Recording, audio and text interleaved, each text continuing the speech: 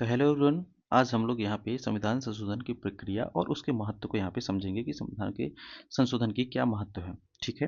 तो जैसे कि हम लोग जानते हैं कि अनुच्छेद जो है 368 वह संविधान संशोधन की बात करता है, जो कि संविधान के भाग 20 में है और यह दक्षिण अफ्रीका से लिया गया है। दक्षिण अफ्रीका के संविधान से इसे लिया गया है। ठीक है। अब इसे हम बात करते हैं कि जो संविधान है वो एक जीवंत दस्तावेज बना रहे, इसके लिए हमें ज़रूरी है कि जो हमारी समाज की ज़रूरतें हैं उसी बदलती ज़रूरतों में बदलाव करने की आवश्यकता होगी हमारे संविधान में। दूसरी चीज़ है कि हमारे यहाँ क्रांति से बचना और वैधानिक बाध्यता को बदलाव की अनुमति देता है। ठीक है ना। तो यहाँ क्रांति से बचने के लिए और सामाजिक ज़रूरतों को पूरा करने के लिए तथा संविधान की गतिशीलता को बनाए रखने के लिए संविधान में संशोधन बहुत ज़रूरी है। ठीक है। अब आता है इसके हम थोड़ी सी आधारभूत तथ्यों की बात कर लेते हैं। जैसा कि हम लोगों ने देख चुका है कि संविधान के भाग 20 में हमारा संविधान संशोधन है, उसका आर्टिकल जो है 368 संविधान संशोधन की बात करता है और यह दक्षिण अफ्रीका के संविधान से लिया गया है। ठीक है। नेक्स्ट हमारी बात आती है कि जो संसद में प्रक्रिया की शुरुआत। तो यदि हम संविधान संशोधन करना चाहते हैं तो हमें क्या करना होगा, तो किस सदन में लाया जाएगा, तो ये किसी भी सदन में लाया जा सकता है, अर्थात तो राज्यसभा एवं लोकसभा किसी भी सदन, राज्यसभा एवं लोकसभा किसी भी सदन में यहाँ पे हमारा संविधान संशोधन की प्रक्रिया को क्या किया जाता है, शुरू किया जा सकता है। ठीक है ना। राज्यसभा एवं लोकसभा किसी भी में। ठीक है। अब यहाँ पे बात करते हैं राष्ट्रपति की पूर्व सहमति की। तो पूर्व सहमति की जरूरत हमें नहीं होती है। ठीक है। यह किसी भी मंत्री या निजी सदस्य द्वारा क्या हो जाता है, लाया जा सकता है। किसी भी मंत्री या निजी सदस्य द्वारा क्या होता है, लाया जा सकता है। इस चीज को एकदम याद रखना है। फिर बात करते हैं कि प्रक्रिया की महत्वपूर्ण शर्तें क्या हैं। पहला है यहाँ पे कि जहाँ पे संविधान जो है संयुक्त बैठक की प्रावधान यहाँ पे नहीं कर सकते। ठीक है ना। तो यदि संविधान संशोधन में संयुक्त बैठक करने का यहाँ पे क्या है, प्रावधान नहीं किया गया है। ओके। इसके बाद बात आ जाती है कि जो राष्ट्रपति की सहमति है वो बाद में जरूरी है, लेकिन यह क्या है, बाध्यकारी है। इस चीज़ को याद रखिएगा कि संविधान के तहत राष्ट्रपति को क्या बोलते हैं कि यहाँ पे बाध्यकारी अनुमति दी गई है, वो यहाँ पे रोक नहीं सकता है। ठीक है ना। तो इस विधेयक को क्या कर सकता है, रोक नहीं सकता है। यदि संविधान संशोधन विधेयक है तो उसे राष्ट्रपति जो है रोक नहीं सकता है, उसे सहमति देना ही होगा। या ऐसा किस अनुच्छेद में किया गया, मतलब किस बदलाव से किया गया, तो ये 24वां संविधान संशोधन 1971 के बाद से यह कहा गया कि राष्ट्रपति मंजूरी देने के लिए क्या है, बाध्य है। ठीक है ना। और अपने पास भी नहीं रख सकता है। ठीक है। उसे ना ही लौटा सकता है, ना अपने पास रख सकता है, ना ही लौटा सकता है, उसके लिए बाध्य है। तो इस चीज़ को एकदम याद रखिएगा कि संविधान संशोधन के मामले में राष्ट्रपति की शक्ति जो है वो केवल और केवल क्या है, बाध्यकारी है, उसको देना ही पड़ेगा। ठीक है। यदि दोनों सदनों से क्या हो जाता है, पारित हो जाता है तो। अब आती है संविधान संशोधन के प्रकार। कितने प्रकार के संविधान संशोधन होते हैं। तो संविधान संशोधन में जो होता है, तो पहला होता है एक साधारण विधेयक से, दूसरा होता है विशेष बहुमत से और तीसरा होता है एक विशेष बहुमत प्लस राज्यों की सहमति से। ठीक है।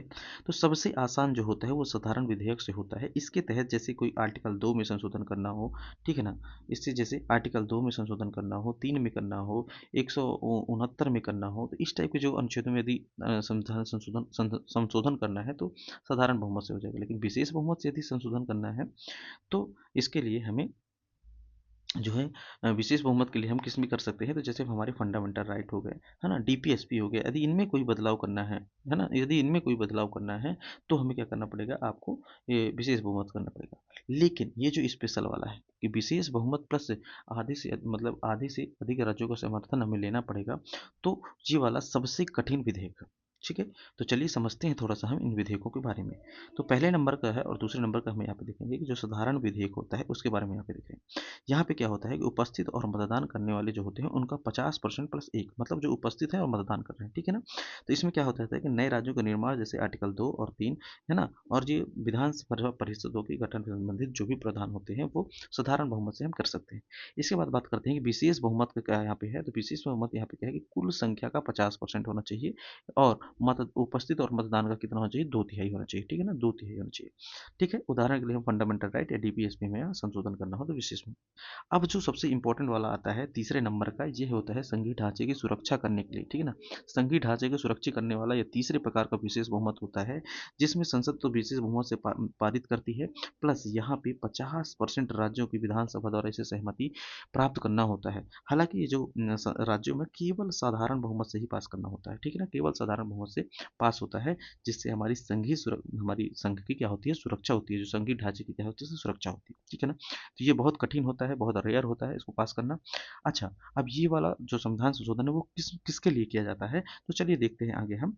यहाँ पे जो राज्यों की सहमति वाला संविधान संशोधन है उसके लिए हमें कौन कौन सी प्रक्रिया में बदलाव कर सकते हैं। तो जैसे राष्ट्रपति के चुनाव संबंधित कोई प्रक्रिया होगी तो वहाँ पे बदलाव करना है, तो हमें ये वाला तीसरे प्रकार का विशेष बहुमत की आवश्यकता पड़ेगी। सुप्रीम कोर्ट और हाई कोर्ट की शक्ति में कमी करना है, या ठीक है, ठीक है, इसके लिए केंद्र राज्य संबंधित कोई भी विधेयक संबंध बनाना है, संबंध है, ठीक है। इसके बाद आता है कि संसद में राज्यों का प्रतिनिधित्व संबंधित कोई प्रावधान है, या स्वयं आर्टिकल तो 368 में क्या करना है, संशोधन करना है, ठीक है। तो इस टाइप की अगर ये 5 कंडीशन ऐसी हैं जिसमें हम विशेष बहुमत प्रकार का तीसरे प्रकार का प्रयोग करेंगे, ठीक है ना। विशेष बहुमत के तीसरे प्रकार का हम लोग यहाँ पे प्रयोग करेंगे। अभी हाल ही में जो जीएसटी वाला पारित हुआ था, जीएसटी जो विधेयक जो पारित हुआ था, उसमें यही वाले तीसरे प्रकार के विधेयक का क्या किया गया था, उपयोग किया गया था।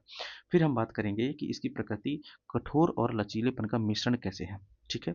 तो जो लचीलापन होता है, फ्लेक्सिबल होता है, उसमें क्या होता है कि किसी भी जिसे आसानी से बदला जा सके, जिसे आसानी से पास किया जा सके, है ना, उसे क्या कहते हैं, लचीला हो जाएगा। और कठोर कौन सा होता है, जिसे बहुत कठिन हो, बहुत मुश्किल हो बदलना, जैसे कि हमारा विशेष बहुमत वाला कौन सा वाला, थर्ड प्रकार का।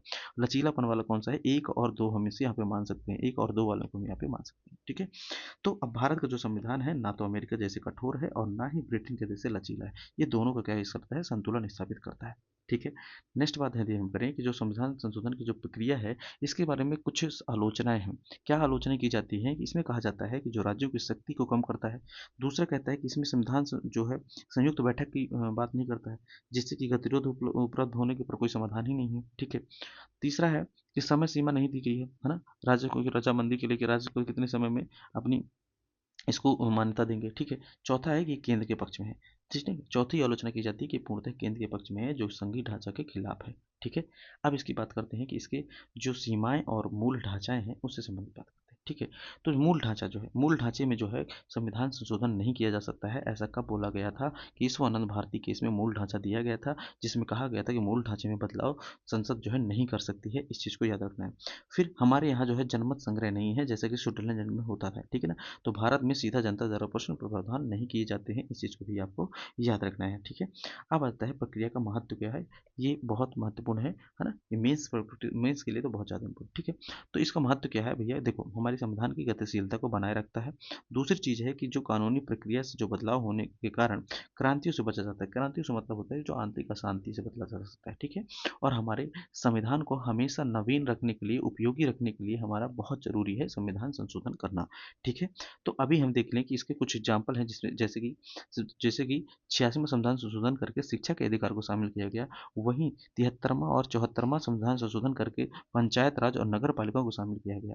और अभी हाल ही में 2016 में जो संशोधन किया गया उसमें है जीएसटी काउंसिल का 101वां संविधान संशोधन किया गया और आर्थिक सुधार किया गया, ठीक है। तो ये बहुत महत्वपूर्ण क्या कहते हैं हमारे लिए संविधान संशोधन है।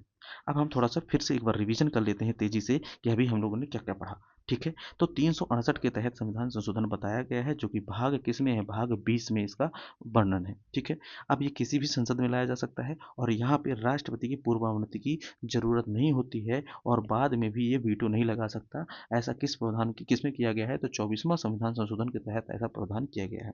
फिर बात करते हैं संयुक्त बैठक की। तो संयुक्त जो बैठक है वो यहाँ पे इसमें नहीं की जा सकती है। अब आपको कमेंट करके बताना है कि संयुक्त बैठक किसमें की जा सकती है, ठीक है। कमेंट करके बताना है आपको कि संयुक्त बैठक किसमें की जा सकती है और किस आर्टिकल में है, ठीक है, किस आर्टिकल में है, ठीक। इसके प्रकार की यदि हम बात करें तो कौन कौन से प्रकार थे संविधान संशोधन के, तो साधारण था, विशेष था और विशेष प्लस राज्य था, ठीक है।